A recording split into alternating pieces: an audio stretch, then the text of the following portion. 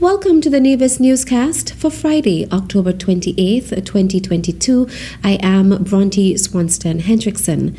Principals of the 7 government-owned primary schools on Nevis have been presented with tablets on behalf of their students, a gift from the Winsong Foundation through the Tech Up project.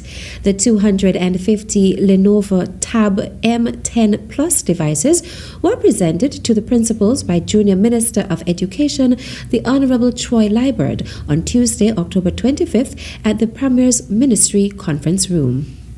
I am hopeful, and I would want to urge all of the young people who are going to be benefiting from these tablets to treat them with care. They are gifts. They are gifts intended for them, to benefit them in their education and in their development as a whole. I would want to encourage the parents also to speak with the children and ensure that when they have possession of the tablets, that they treat them with the highest possible regard and that they care them. We've received 250 tablets as part 1 of the donation from Winsong, and in very short order we should be receiving some laptop computers. He thanked the Winsong Foundation for its long relationship with the Nevis Island administration and urged members of the local corporate community to invest in our young people. Winsong Foundation has come forward and they have been partnering with Nevis Island administration, partnering with the Ministry of Education, and partnering with our schools and our young people here on Nevis. And we have to say a very big, warm thank you to them. Winsong is a charitable organization, but they are an external charitable organization. So while I'm on local television, I do want to take the opportunity to encourage some of our corporate entities here in the Federation to partner with the government, to partner with education, and of course to partner with our the young people. The young people are the ones who are going to grow up to become the consumers of the future. So I want to, ask you and encourage you to make an investment in them. When you see our principals and our education officials coming around to ask for donations, I'm asking you to cooperate with them, because certainly it's for the benefit of the young people, and once the young people benefit, the country as a whole benefit. Principal Education Officer Zanella Claxton described the donation as an important contribution to the greater vision and mission of the Department of Education. The hope is, and the intention for these devices is that they would be used for our students who may not have access to devices at home. They might not have the socioeconomic background where they can be able to have their own devices for use. And so these devices will be made available to them through a system, a check-in and out system. We know, as I said, how much we have been stressing on ensuring that our students access, and even with our various platforms, and as we reflect on the days of not too long ago when we had to be online for our various classes, and so there is no child who should be left behind. There's no child who should be disadvantaged because of their parents' economic situation. And so these devices are here through the Tech Up project, through our thrust to ensure that our students have equal access. Permanent Secretary in the Ministry of Education, Kevin Barrett, chaired the handing over ceremony.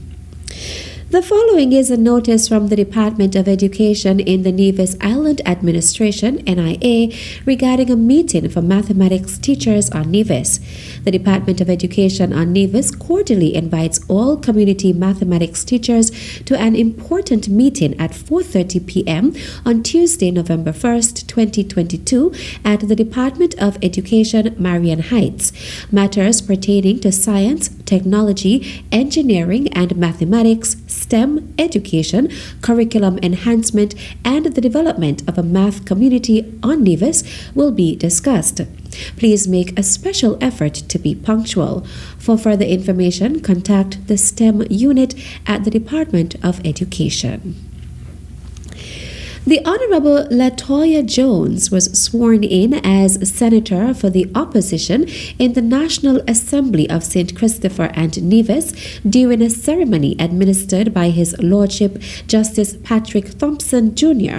on Monday, October 24th at the Theodore L. Hobson Court Building in Charlestown. I am happy, humbled, and honored to be appointed as Senator in the National Assembly of St. Kitts and Nevis. It is always within me to serve the people of Nevis, and I've been given an opportunity to do so on a higher level. So I will do my very best to continue to serve. She also received words of congratulations from Leader of the Opposition in the National Assembly, the Honorable Mac Brantley. I think that today is a very historic day because we have seen the appointment as a new senator on the opposition benches in the federal parliament, Miss Latoya Bianca Jones from Barnesgut Village. It is significant because, of course, this is as a consequence of the people of Nevis on the 5th of August deciding that the CCM was their preferred choice as the party to lead the island of Nevis and to represent them at the federal level. And as a result of getting all 3 seats, we had the opportunity to appoint a senator in the National Assembly. And it was our considered view that Ms. Jones has the necessary temperament, has the necessary training and background that she can make a contribution at the national level in the Parliament. And so we have made that decision, and today we had history made here in Charlestown as she was sworn in by His Lordship. And of course she becomes the first female senator in the opposition benches from Nevis, and she becomes, I hope, once we get here tomorrow, she will become the first Deputy Speaker female from the island of Nevis as well. The ceremony came ahead of the opening of the National Assembly of St. Kitts and Nevis on Tuesday, October 25th. A youth forum was held by the Nevis Island Administration on October 20th. Special advisor to the Premier, Latoya Jones, who chaired the opening ceremony, explained that the forum sought to create an opportunity to encourage youth participation. The Nevis Island Administration Youth Forum seeks to create an opportunity to encourage youth participation and to give our youth a voice. Our youth can present their ideas, issues, and concerns directly to our leaders. This allows our leaders to obtain a better understanding of the needs of our youth. The forum supports the operation of youth groups and encourages networking among groups. The forum also provides an avenue for our leaders to give an insight into existing youth programs and to shed light on future programs that would be beneficial to our youth.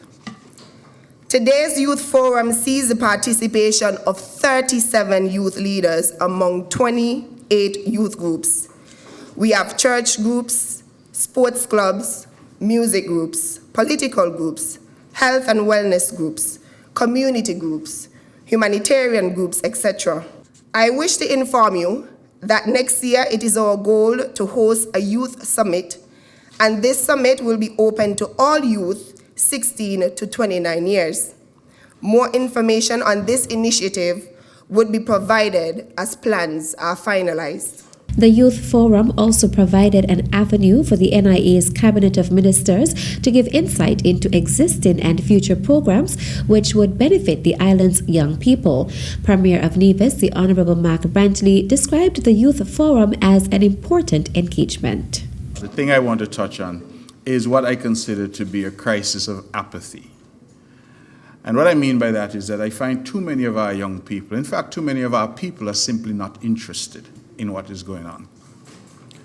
And when that happens, they turn around and they say, nothing will go on for me. Nobody has studied me. Nothing is happening for me. But there's so many opportunities.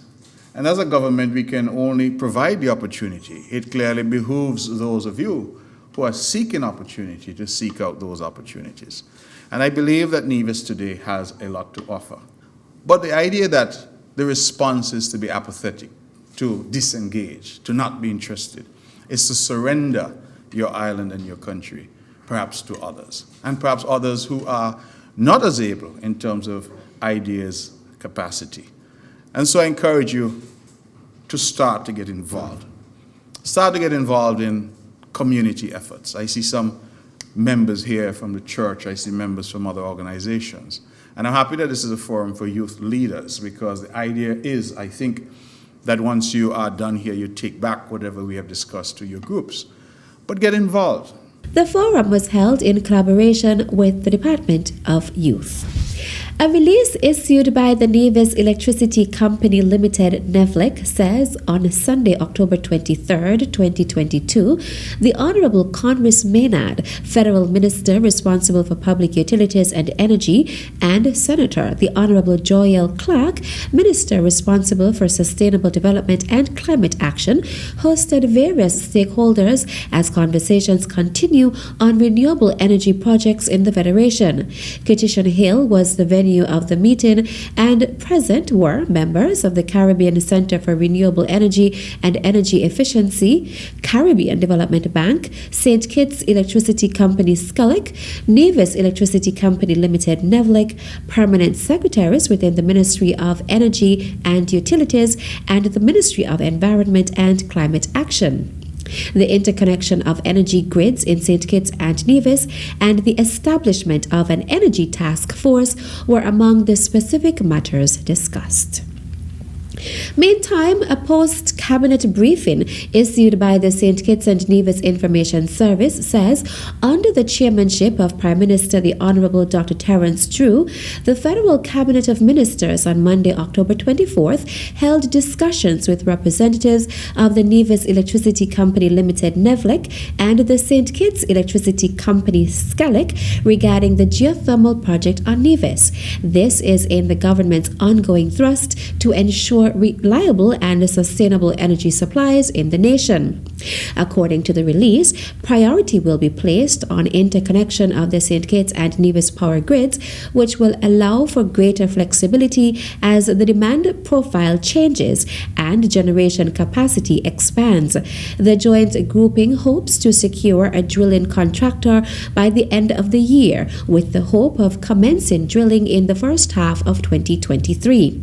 Members of the Caribbean Development Bank and the Caribbean Center for Renewable Energy and Energy Efficiency were also in attendance. And that's it for this edition of the Nevis Newscast. On behalf of all of us here at the Department of Information, I am Bronte Swanston Hendrickson. Thank you for viewing. Have a pleasant evening and a safe and enjoyable weekend. At a loss as to what's going on in Nevis?